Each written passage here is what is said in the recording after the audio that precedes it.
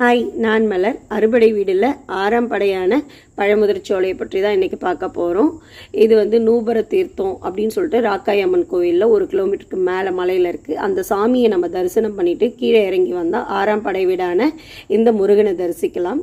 இவர் மற்ற 5 படை வீட்டுகள்லையும் எப்படி இருப்பார்னா தனித்தனியாக தான் இருப்பார் கருவூலத்தில். ஆனால் இந்த கோயிலில் மட்டும் எப்படி காட்சி தராருன்னா தெய்வானை வள்ளியோட சேர்ந்த மாதிரி காட்சி தராரு. மற்ற கோயிலில் இந்த மாதிரி இல்லை. 4 படை வீடுகளில் பார்த்தீங்கன்னா அவர் நின்ற நிலையில் இருப்பார். ஒரு படை வீட்டில் தனியாக அமர்ந்த நிலையில் இருப்பார். ஆனால் இந்த ஒரு கோவிலில் மட்டும் வள்ளி தெய்வயானையோட நமக்கு காட்சி தர்ற மாதிரி இருக்கிறாரு.